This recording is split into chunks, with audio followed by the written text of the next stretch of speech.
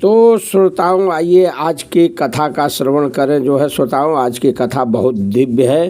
तो श्रोताओं, आइए जाने जो है कि द्वापर में जो है जिस समय जो है महाभारत युद्ध होने को था, उस समय जो है उस महाभारत के समय में किन किन देवताओं और दानों ने किन किन मनुष्यों के रूप में जन्म लिया था। आइए जाने जो है श्रोताओं, जो है उस समय जो है बहुत से जो है देवता, असुर, गंधर्व, अप्सरा, राक्षस अपने अपने अंश से मनुष्य रूप में उत्पन्न हुए थे उस समय जो है महाभारत के समय श्रोताओं। तो आइए जाने जो है ये कौन कौन कैसे कैसे जो है मनुष्य रूप में जन्म लिए। तो श्रोताओं, दानवराज विप्रचित्ति, ये जो है जरासंध और हिरण्यकशिपु, ये जो है शिशुपाल हुआ था श्रोताओं। उस समय जो है शिशुपाल हिरण्यकशिपु था। ठीक है, इसी तरह जो है आगे आइए देखे जो है श्रोताओं, कालनेमी नामक दैत्य जो था उससे जो है कंस जो है आया था, जो है वही बनकर कंस के रूप में। भारद्वाज मुनि के यहाँ बृहस्पति जी के अंश से श्रोताओं द्रोणाचार्य अवतरित हुए थे। वे श्रेष्ठ धुरंधर, उत्तम शास्त्र वेद्ता और परम तेजस्वी थे। उनके यहाँ श्रोताओं महादेव, यम, काल और क्रोध के सम्मिलित अंश से भयंकर अश्वत्थामा का जन्म हुआ था श्रोताओं। तो श्रोताओं, वशिष्ठ मुनि के श्राप और इंद्र की आज्ञा से 8 वसु राजर्षि शांतनु के द्वारा गंगा जी के गर्भ से उत्पन्न हुए थे श्रोताओं। उनमें सबसे छोटे जो है भीष्म जी थे श्रोताओं। एक कौरव वंश के रक्षक, वेदवेत्ता, ज्ञानी और श्रेष्ठ वक्ता थे। यही जो है भगवान परशुराम से युद्ध किए थे श्रोताओं जो है।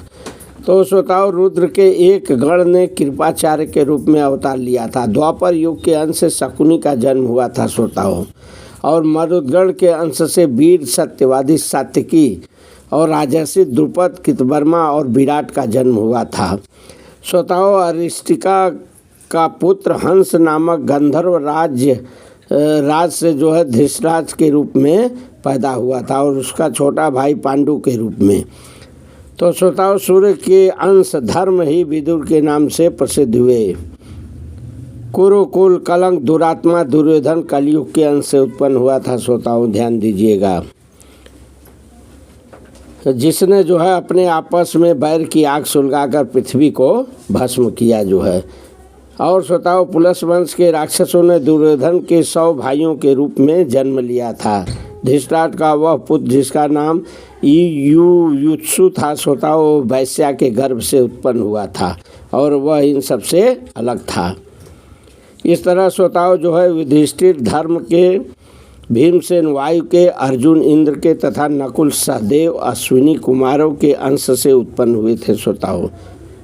चंद्रमा का एक पुत्र वर्चा अभिमन्यु हुआ था श्रोताओं, जिसको श्री कृष्ण लाए थे जो है महाभारत युद्ध में, जिसने जो है द्रोणाचार्य जो है वो रचना किए थे जो है। उस समय जो है ये घोर युद्ध किया था जो है। उस समय श्री कृष्ण अर्जुन नहीं थे, चक्रव्यूह के समय श्रोताओं।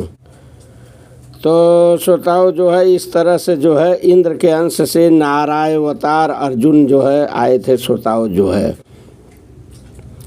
इस तरह श्रोताओं जो है अग्नि के अंश से धृष्टद्युम्न और एक राक्षस के अंश से शिखंडी का जन्म हुआ था श्रोताओं।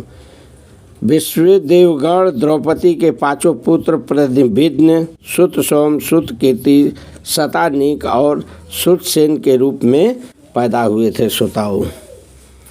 इस तरह श्रोताओं जो है इन लोगों का जन्म हुआ जो है। और जान लीजिए जो है श्रोताओं, महाबली बलदेव जी शेष के अंश थे।